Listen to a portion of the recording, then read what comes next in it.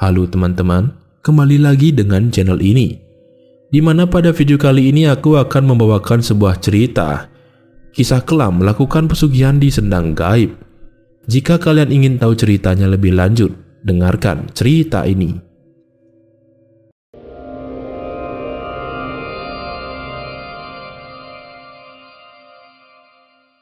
Sebuah cerita berkisah tentang seorang ibu tua yang sudah lama ditinggal oleh suaminya yang telah berpulang 5 tahun yang lalu. Ibu itu memiliki anak bernama Bayu. Ia dulunya adalah seorang petani dan memiliki sawah yang berhektar-hektar. Namun putaran roda kehidupan sangat cepat, di mana ia saat ini berbalik menjadi seorang buruh tani. Sebab lahan sawahnya ia jual untuk demi melunasi semua hutang suaminya dan bekerja bersama orang yang membeli sawahnya tersebut. Hari demi hari ia lalui sampai anaknya sudah berumur 6 tahun, di mana saatnya seorang Bayu harus bersekolah. Karena ekonomi tidak cukup membuat Bayu sementara tidak bersekolah. Ibu tua itu bernama Mbok Ranggi. Ia tidak memiliki saudara kandung, tetapi hanya memiliki ipar saja, itu pun ipar tiri yang ia miliki. Hal ini membuat Mbok Ranggi tetap mandiri tanpa meminta bantuan terhadap ipar-iparnya tersebut, sebab mereka juga sangat tidak peduli dengan keadaan Mbok Ranggi. Dan hal ini membuat Mbok Ranggi tetap berusaha untuk bisa bertahan bagaimana caranya agar ia bisa menghidupi anaknya itu dengan cara apapun. Singkat cerita, saat sore hari, Mbok Ranggi didatangi oleh 2 orang berbadan besar, di mana mereka itu merupakan utusan dari saudara tiri dari suaminya yang bernama Eko. Memang ia sangatlah ingin memiliki tanah yang kini Mbok Ranggi tempati bersama anaknya. Ia sebenarnya sudah menanti-nanti kematian dari suami Mbok Ranggi agar warisannya itu bisa dengan mudah direbut olehnya. Ia ingin menuntut bahwa tanah itu miliknya, sebab ia berani melakukan hal itu karena Pak Ginar alias suami Mbok Ranggi telah tiada. Maka dari itu, apapun warisan yang mendiang dapatkan tentu akan diambil alih. Dan di sisi lain, saudara tiri dari suami Mbok Ranggi juga sangatlah serakah, dan ia semena-mena dengan apapun yang ia inginkan. Mbok Ranggi sangatlah sedih, dan ia pun menentang perbuatan dari ipar tirinya tersebut. Namun apa daya, ketika ia memberontak, ia sangatlah mudah dijegal oleh orang suruhan ipar tirinya tersebut dan menyeretnya hingga keluar dari rumahnya. Begitu juga Bayu, anak dari Mbok Ranggi, ditarik keluar ketika ia sedang mengintip ibunya sedang menghadang para orang berbadan besar itu. Mereka menangis terseduh-seduh, dan beberapa pakaian milik Mbok Ranggi dibuang, termasuk barang-barang mendiang dari suaminya juga dikeluarkan dan tidak ada sisa di dalam rumah tersebut. Karena sangat dilanda amarah, Mbok Ranggi dengan secara terpaksa mengambil pisau miliknya yang berada di sebelah pintu dapurnya. Kemudian mencoba kembali melawan mereka, namun naas, Mbok Ranggi sangatlah mudah dilumpuhkan dan lengan kanannya terluka akibat dari sayatan pisau dari orang suruhan ipar tiri suaminya. Mbok Ranggi dibuat terjatuh, kemudian anaknya pun mulai menghampirinya. Melihat kejadian itu, ipar tirinya hanya tertawa saja dan meminta Mbok Ranggi untuk pergi dari rumahnya sesegera mungkin, karena rumahnya akan dibongkar dan lahannya tersebut akan digunakan oleh si Eko, ipar tirinya tersebut. Sungguh jahat perbuatan mereka, membuat Mbok Ranggi harus membawa barang-barangnya dan berjalan pergi dari rumah suaminya bersama anaknya. Beberapa sanak saudara dari suaminya melihat Mbok Ranggi diusir, namun mereka hanya diam saja. Begitu juga para tetua yang masih menjadi bagian dari keluarganya tidak berkutik sama sekali. Hal ini membuat Mbok Ranggi dendam dan jengah akan hal ini. Ia pun mengatakan, "Kalian para saudara suamiku, kalian hanya memakan harta saja. Kalian mementingkan perut dan berani memperlakukan istri dari mendiang saudara kalian seperti ini. Maka dari itu, jika kalian ingin aku dan anakku pergi, mulai saat ini aku akan pergi," ucap Mbok Ranggi sembari ia membawa beberapa barang-barangnya bersama anaknya. Hari demi hari Mbok Ranggi berjalan menyusuri desa. Ia meminta bantuan dan juga mencari tempat agar ia bisa gunakan sebagai singgahan.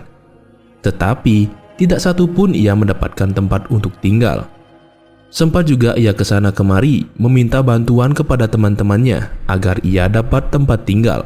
Namun beberapa temannya yang ia kenal juga tidak peduli, apalagi menawarkan tempat untuk Mbok Ranggi. Karena keadaan, maka mau tidak mau ia harus menumpang di pos kamling yang berdekatan dengan sekolah untuk beristirahat sementara waktu dengan anaknya. Seiring berjalannya waktu, Mbok Ranggi mencari pekerjaan di sebuah kompleks yang terdekat dengan pos kamling yang ia huni, di mana ia mendapatkan pekerjaan sebagai tukang sapu rumahan Pak RT. Selain itu, ia juga diberi tempat layaknya seperti mes oleh Pak Sukri alias Pak RT dan dimintai tinggal bersama anaknya di sana, agar nantinya mereka berdua tidak menjadi gembel di jalanan. Keberadaan Mbok Ranggi tidak begitu jauh dari rumah mendiang suaminya tersebut dan masih terbilang dekat. Di tengah pekerjaannya, ketika Mbok Ranggi dimintai untuk membuang sampah yang berdekatan dengan jurang, ia tidak sengaja melihat adanya sebuah sendang yang ditutupi banyaknya pohon bambu. Sendang itu terlihat seperti kolam yang berukuran kecil dan airnya pun tidak keruh. Karena cuaca sangat panas, maka Mbok Ranggi menyempatkan dirinya ke sendang itu guna untuk membasuh wajahnya.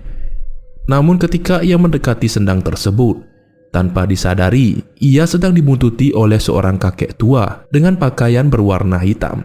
Mbok Ranggi terkejut akan keberadaan dari kakek tua itu yang tiba-tiba berada di belakangnya. Ia bertanya tentang keberadaan kakek tua tersebut. Kemudian kakek itu pun menjawab bahwa ialah yang memiliki sendang itu. Lalu ia juga bercerita bahwa banyak kaum Hawa yang melakukan ritual di sendang miliknya. Mendengarkan perkataan dari kakek tersebut, Mbok Ranggi pun menanyakan bahwa ritual apakah yang beliau maksud. Beliau menjawab bahwa melakukan sebuah ritual pesugihan di sendang miliknya. Mbok Ranggi pun tergemap mendengarkan perkataan dari kakek itu. Kemudian Mbok Ranggi ditawari untuk melakukan ritual pesugihan di sendang miliknya, agar ia bisa memperoleh kekayaan secara berlipat ganda dengan sangat cepat dan menaiki derajat beserta harga dirinya terhadap orang yang merendahkannya. Mbok Ranggi yang mendengarkan perkataan dari kakek itu dibuat terdiam, dan di dalam benaknya ia sangatlah ingin memiliki segala hal, termasuk menjadi orang kaya. Tetapi bukannya Mbok Ranggi menjawab, seorang kakek tua itu sudah tahu terlebih dahulu apa yang dikatakan oleh Mbok Ranggi di dalam hatinya. Beliau mengutarakan caranya bila melakukan pesugihan ini, maka hidupnya akan mendapatkan kemakmuran dan apapun yang diminta akan terkabulkan. Namun hal itu bisa ia dapatkan dengan sebuah jaminan. Kakek itu meminta 3 tumbal anak kecil dan menguburkan jasadnya tepat di depan sendang tersebut agar pesugihan ini bisa tercapai. Kemudian tidak lupa meletakkan sebuah sesajen dan ditumpuk dengan kain selembar kafan. Kemudian tidak lupa meletakkan sebuah sesajen dan ditumpuk dengan selembar kain kafan guna untuk memperoleh apa yang dipinta. Mendengarkan perkataan kakek tersebut membuat Mbok Ranggi sedikit gundah. Namun di balik keinginannya mendapatkan harta yang berlimpah secara instan, ia juga memiliki dendam dengan ipar tiri mendiang suaminya karena perbuatannya. Terlintas di pikirannya bahwa kebetulan ipar tirinya itu memiliki 3 anak, diantaranya 1 perempuan dan 2 laki-laki.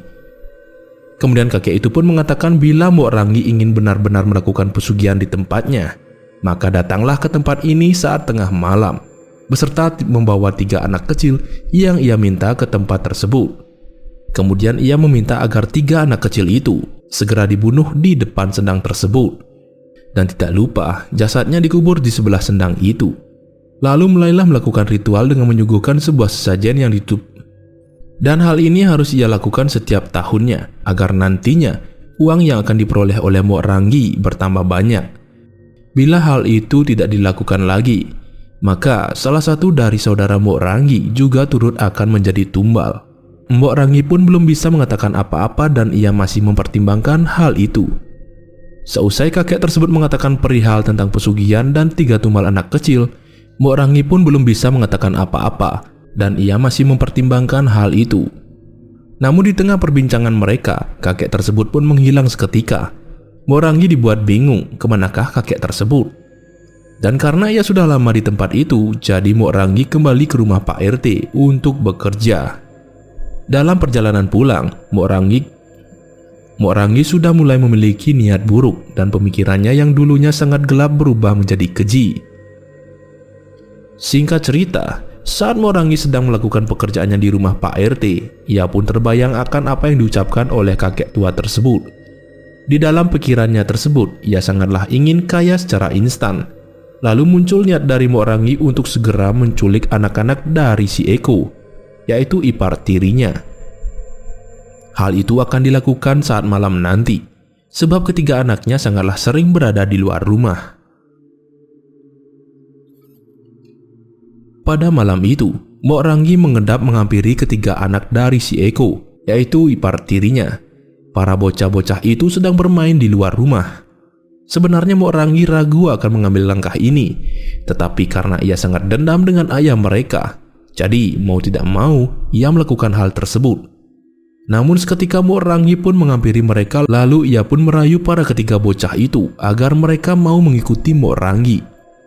Tanpa sepengetahuan keluarga dan orang tua mereka, Mok Ranggi kemudian langsung menghampiri mereka dan mengatakan bahwa dirinya akan memberikan sebuah jajan dan manisan bila mereka bertiga mau ikut dengan Mok Ranggi. Karena Mok Ranggi sudah diketahui oleh mereka, jadi dengan sangat mudah Mok Ranggi menculik mereka dan mengajaknya langsung ke arah tempat sendang itu berada.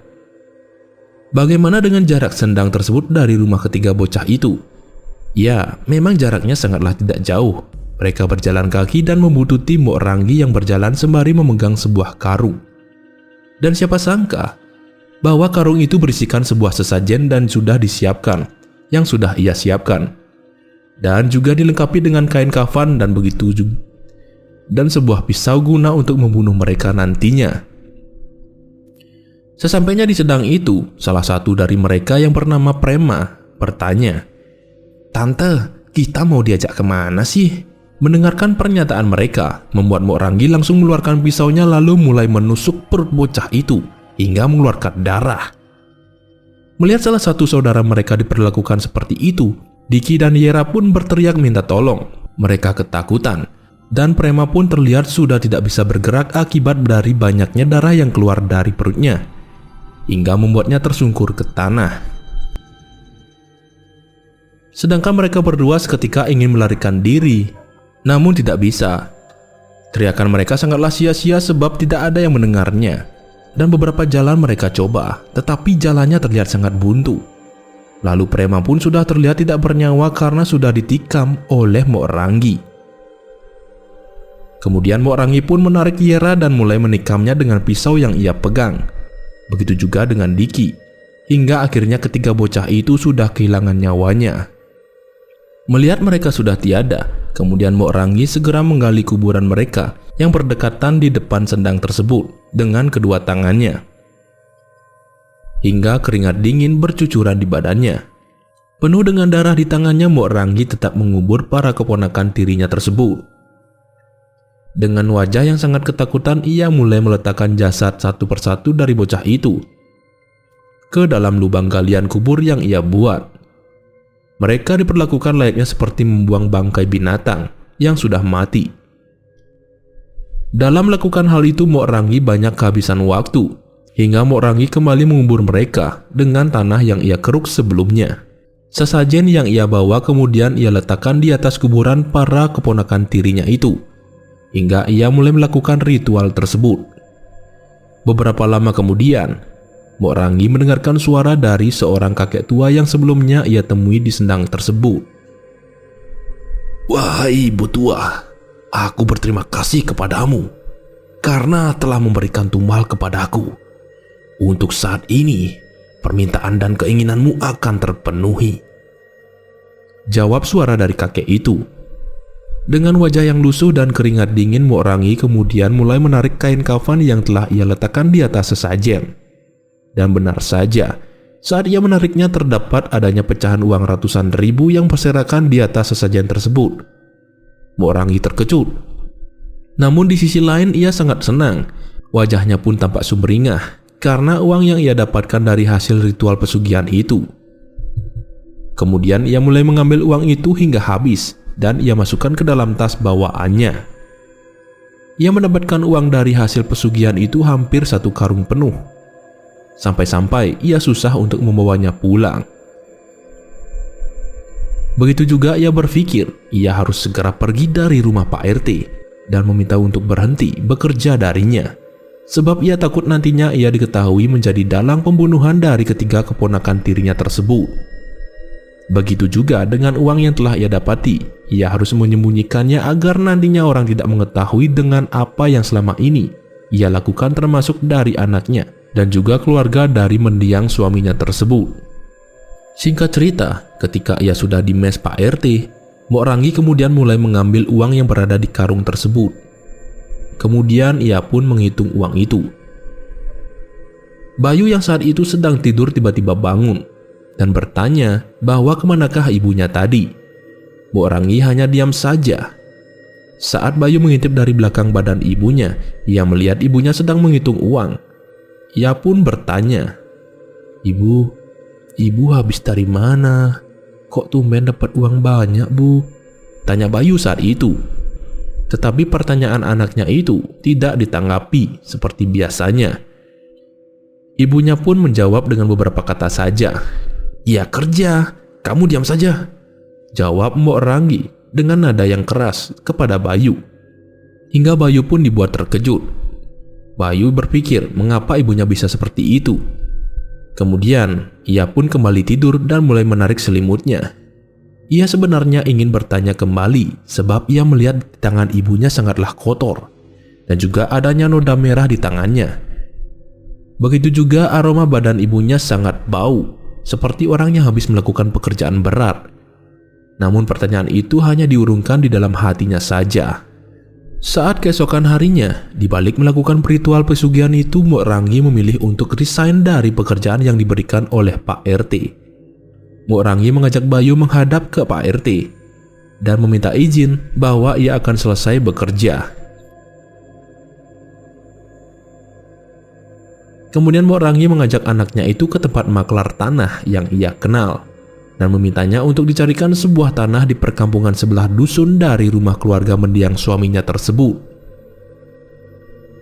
Dan singkat cerita, uang yang ia dapati dari hasil pesugihan itu ia gunakan untuk membangun rumah berlantai 2 di lahan yang telah ia beli. Namun di tengah kebahagiaan Mbok Ranggi, ia mendengar kabar hilangnya 3 anak dari Eko kian terdengar di lingkungan rumah yang ia bangun saat itu.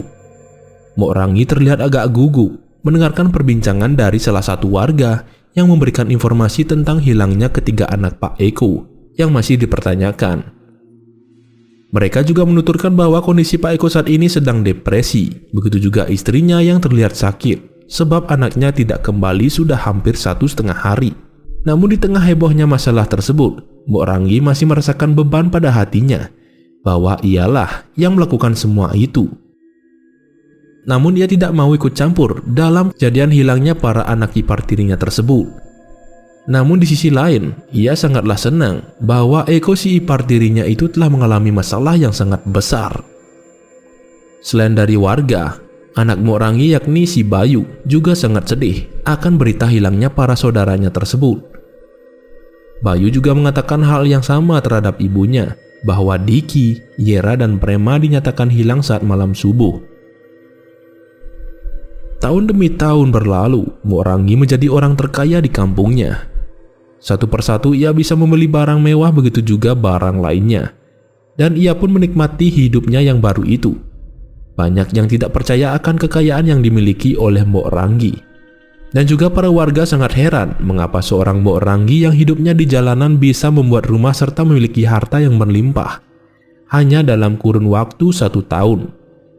Namun Mbok Ranggi yang mendengarkan ocehan dari para warga tersebut hanya diam saja, sebab ia sudah tidak peduli dengan mereka lagi. Namun Mbok Ranggi tidak sadar bahwa ia tidak memberikan tumbal lagi kepada kakek tua si pemilik sendang itu. Sebab ia sangat sibuk menghitung kekayaan yang ia peroleh dari hasil pesugihan tersebut. Dan 1 tahun berlalu, di balik hidupnya yang mewah ia rasakan. Saat itu tersimpan hal mengerikan yang dirasakan oleh anak Mbok Ranggi, di mana Bayu melihat kehadiran ketiga saudara tirinya itu. Dan ia juga kerap kali melihat ketiga saudara tirinya tersebut berada di depan rumah yang ia miliki beserta ibunya.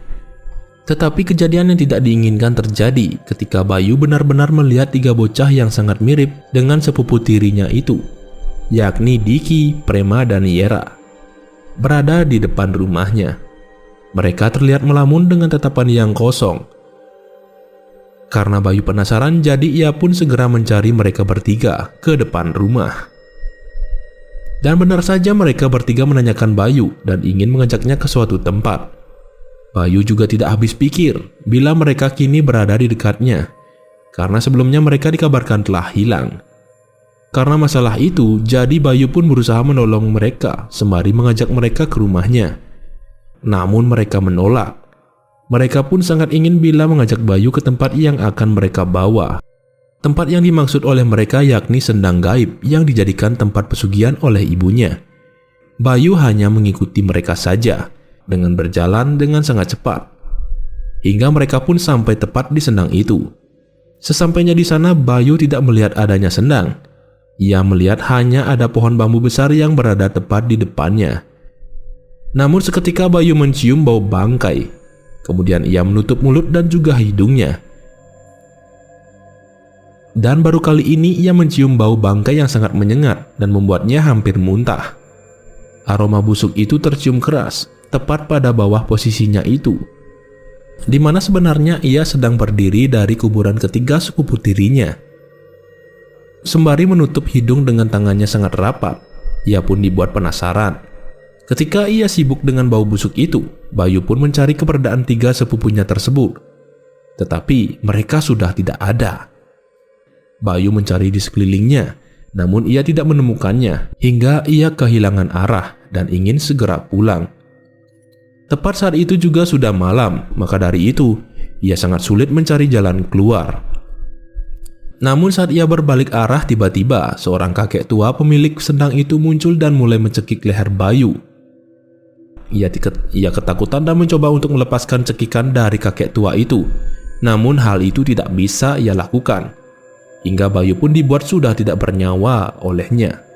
Di mana kakek tua itu sebenarnya sangat geram bahwa Mbok Rangi lupa akan janjinya untuk memberikan tumbal kembali saat sudah 1 tahun berlalu.